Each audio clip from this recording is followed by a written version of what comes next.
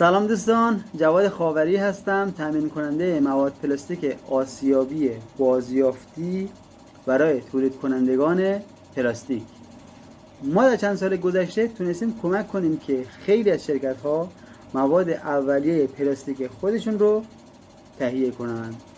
مهمترین ویژگی محصولات ما اینه که تمیز شسته شده و این باعث میشه که محصولات با کیفیت تری تولید بشه. مشتریان ما شرکت های سبدزنی هستن، حتی واسطه ها نیز میتونن از ما خرید کنن.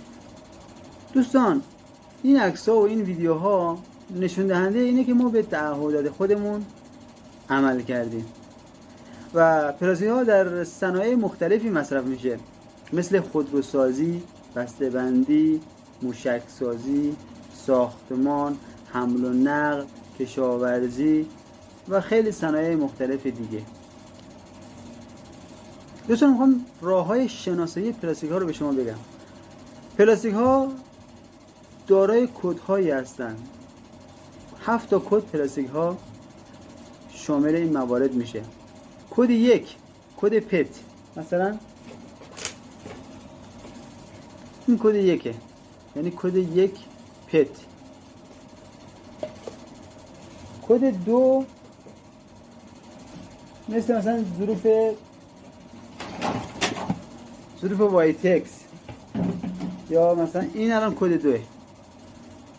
خب الان اینجا ببین توی این مثلثی که اینجا هست، اگه ببینید نوشته کد 2. خب کد 3 PVC وی اصطلاحاً که همون PVC میشه. PVC مثل لوله، PVC خشک، مثلا PVC این ظروف میوه، PVC خشک، PVC خشک و PVC نرم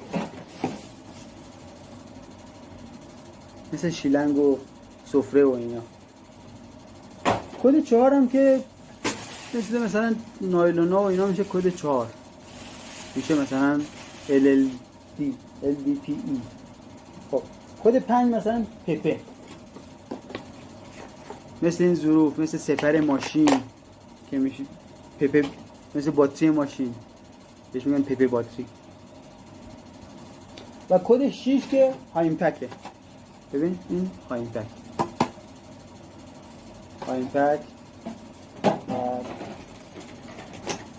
این هم هایمپکه. تلویزیون اینا میشه کد 6 PS بهش میگن، اصطلاحاً PS بهش میگن. و این هم که کریستال پلیستایرن که بهش GPPS میگن اصطلاحاً، ولی در واقع بازیافته بهش میگن کریستال. و آدر یعنی کد 7 یعنی بقیه مثلا مثل پلیکربنات، قالپاق ماشین مثلا مثل اولترامی و همین. اینا هم میشه مثل CD کد 7. و اینم که EVA بهش میگن EVA کد 7. خب دوستان، شما اگر میخواید مواد پلاستیک با کیفیت تری تولید کنید، خیلی خوبه که اینها رو بشناسید و این کدها رو بشناسید و جداسازی بهتری داشته باشید. اگر شما جداسازی بهتری داشته باشید، مواد پلاستیک با کیفیت تری تولید میکنید و در نتیجه محصول با کیفیت تری تولید میشه. متشکرم. یکی از راه‌های شناسایی پلاستیک تست دانسیته است، یعنی تست آب. یعنی برای مثال اگر ما بخوایم این مواد پلاستیک رو بخوایم تست بکنیم، خب میریزیم داخل لیوان و آب میریزیم.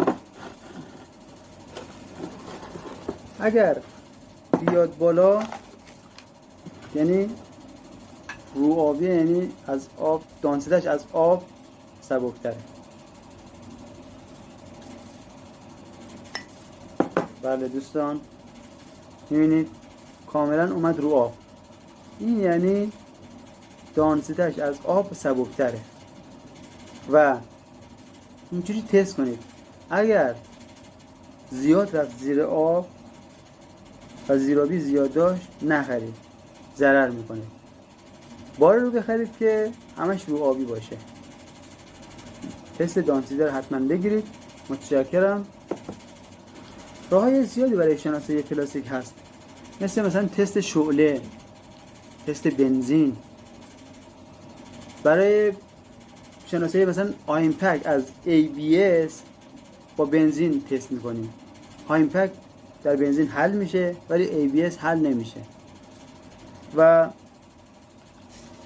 یکی از راهاش از روی محصوله. مثلا همینجوری چشمی، مثلا همینجوری که نگاهش میکنی میشناسی مثلا جنسش چیه. مثلا همینو از دور که نگاه میکنی میفهمید پپس یا هایمپکه. و یکی از راههای شناسایی دیگه هم آهنربایه، تست آهنربا. میتونید حتما تست آهنربا بگیرید که اونایی که روی توری آسیاب میکنن احتمال داره آهن زیاد داشته باشه و شما متوجه نمیشید آهن داره یا نه، ولی مگنت یا همون آهنربا رو که با خودتون ببرید به راحتی متوجه میشید که آهن داره یا نه. متشکرم. دوستان اگر میخواهید کلیپ های بیشتری ببینید، اگر میخواهید با مواد پلاستیک بیشتر آشنا بشید، حتما پیج ما رو دنبال کنید و دوست دارم نظراتتون رو برای ما بنویسید چون برامون مهمه. و لایک و کامنت و سابسکرایب هم یادتون باشه. متشکرم.